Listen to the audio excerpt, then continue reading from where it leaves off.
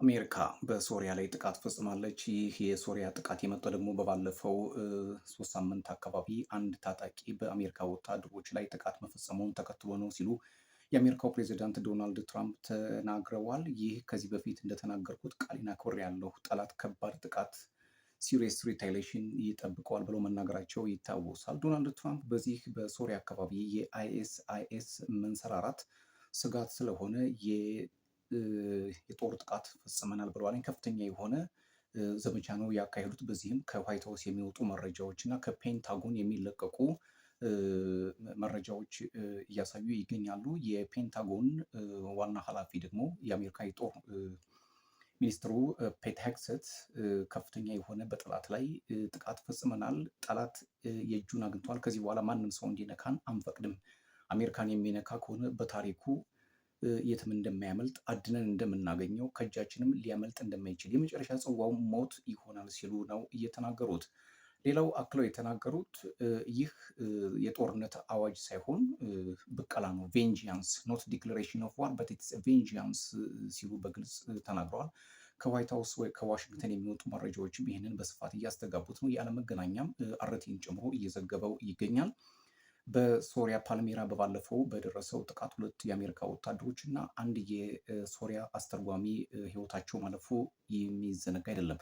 ዶናልድ ትራምፕ በሰዓቱ በሰጡት መግለጫ በዚህ በፓልሜራ በደረሰው ጥቃት እጁ አለበት ብለው የጠረጠሩትን የአይኤስ ወይም ደግሞ ኢስላሚክ ስቴት የሚባለው ቡድን ላይ ጥቃት እንደሚሰነዝሩ፣ ከዚህ ጥቃት ጀርባ ደግሞ ኢራን መጠርጠሯም የሚዘነጋ አይደለም።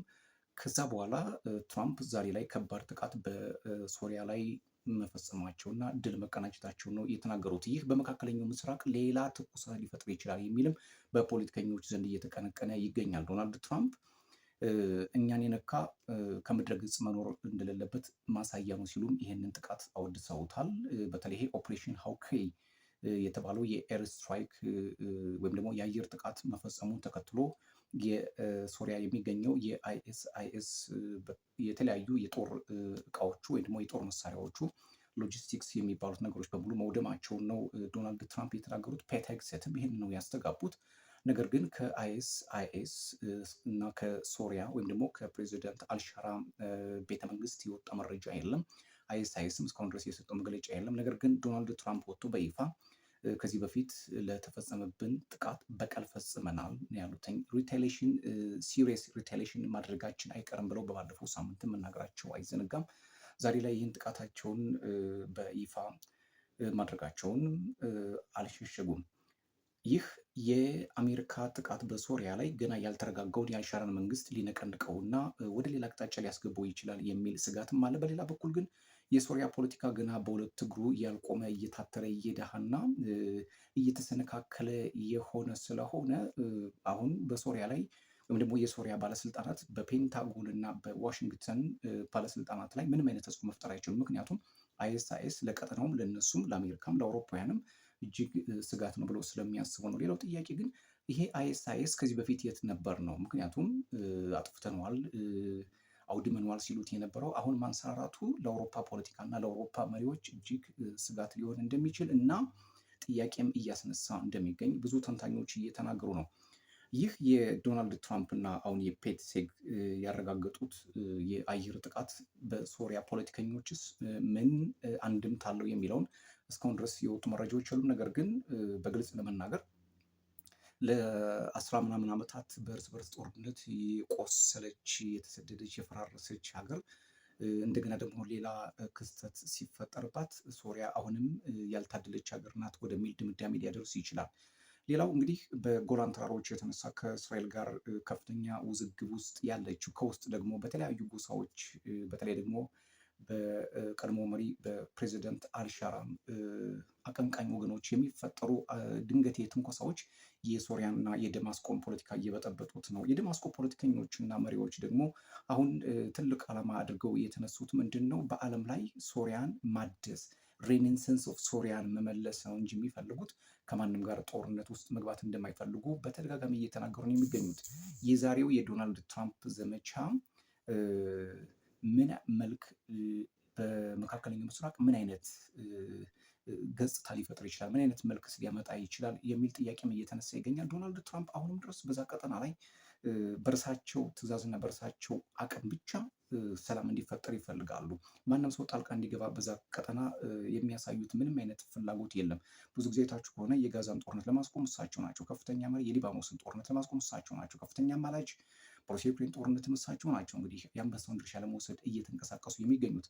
ዛሬ ከፔንታጎን የወጡ መረጃዎች እንደሚያመላክቱት በዚህ ጥቃት ላይ የቡድኑ የመሰረተ ልማት ኢንፍራስትራክቸርስ በጣም መውደማቸውን። በዚህ እንግዲህ ፓልሜራ እንደሚታወቀው አይኤስ በጣም ታላላቅ ቅርስ የነበረባትን ፓልሜራን በይፋ ማውደሙን በብዙ ምስሎች የተጋራ እንደሆነ የዛሬ 10-12 ዓመት የሚታወስ ነው። አሁን ዶናልድ ትራምፕ እና ፔት ሄግሴት የሰጡት መግለጫ ግን አንድ ያልተረጋጋ ነገር እና ያልጠራ ነገር በቀጠናው ላይ እንዳለ የሚያመላክት ነው። ምናልባት አጀንዳ ሽፍቲንግም ወይም ደግሞ አቅጣጫ ለማስቀየር ሊሆን ይችላል። ምክንያቱም እስራኤል በዛ በኩል እየገፋች ነው። በተለይ ደግሞ በጋዛ በኩል ያለውን እና በሊባኖስ በኩል ያለው ውጥረት እስካሁን ድረስ አልረገበም። እስራኤል ትንኮሳ ትፈጽማለች ሲል የሐማስና የሊባኖስ መንግስት ይከሳል። እስራኤል ደግሞ ለደህንነት ነው ስትል ትከራከራለች። በመካከል ደግሞ አሁን ዶናልድ ትራምፕ የተረጋጋና መልካም ቀጠና እንዲሆን እንፈልጋለን ሲሉ በቆዩበት አፋቸው እንደገና ተመልሰው ጥቃቱን በጀብደኝነት በፉከራ በጉልበት ማውራታቸው በኃይልም መናገራቸው ትንሽ ቀጠናው አሁንም ድረስ ሰላም እንዳልረገበለትና እንዳልወረደለት የሚያመላክት ነው። በዶናልድ ትራምፕ አነጋገር መሰረት እኛ አይናችን ሲነካ ሙሉ አካል ከማጥፋት ወደኋላ እንደማንል የሚሰሙንም የሚያዩንም መመስከር አለባቸው ሲሉ አስጠንቅቀዋል። አሁን አይ ፕሮሚስድ ይላሉ እሳቸው። ከዚህ በፊት አይ ፕሮሚስድ ቃል ገብቼ ነበር፣ እነሆ ዛሬ ቃሌን ፈጽሜዋለሁ። ምክንያቱም ጥቃት ያደረሰብን አካል ዋጋውን አግኝቷል። ፔት ሄግሴት እና ዶናልድ ትራምፕ ተመሳሳይ ቃል ነው የተናገሩት። ኢትስ ኖት ዲክሌሬሽን ኦፍ ዋር ኢትስ ቬንጂያንስ ቤር ኢን ማይንድ። እኛ አሁን እየተበቀልን ነው እንጂ የጦርነት አዋጅ እየጎሰምን አይደለም ነው ያሉት። ዲዩ ቲንክ ዳት እንግዲህ የሶሪያን ፖለቲካም የትራምፕን ጥቃት የምናየው ነው የሚሆነው። ሌላው ዶናልድ ትራምፕ እንግዲህ ቀጠናውን በጣም እያመሱት ነው። አንድም ከጎረቤታቸው ከቬንዙዌላ ጋር የመስማማት እድላቸው በጣም እየጠበበ መጥቷል።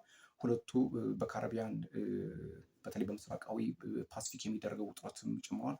ዶናልድ ትራምፕ እና ፔት ሄግሴትም ዛሬ ጀብዳቸውን አውርተዋል። ሶሪያም ወይም ደግሞ አይኤስ ከፍተኛ የሆነ ኪሳራ እንደደረሰበት ተናግረዋል። ነገር ግን ከአይኤስ እና ከአልሻራ መንግስት እስካሁን ድረስ የተሰጠ ምንም አይነት መግለጫ የለም። ዶናልድ ትራምፕ እና አልሻራ በባለፈው ኖቬምበር ላይ መገናኘታቸው የሚታወስ ነው። ሁለቶቹ ቀጠናዊ በሆኑ ጉዳዮች ላይ መክረዋል። አሁን ይህ የአሜሪካ ጥቃት በፓልሜራ በሶሪያ ላይ ያደረገችው ጉዳት ምናልባት የሁለቱን ሀገራት መንግስታት ማለትም የደማስቆና የዋሽንግተንን ፖለቲካ እንዳያበላሸው ከወዲሁ ተሰግቷል። እነዚህ መረጃዎች ወደ እናንተ ለማድረስ ነው። ሰብስክራይብ፣ ላይክ፣ ሼር፣ ኮሜንት ማድረግ እንዳይረሳ። ሰላም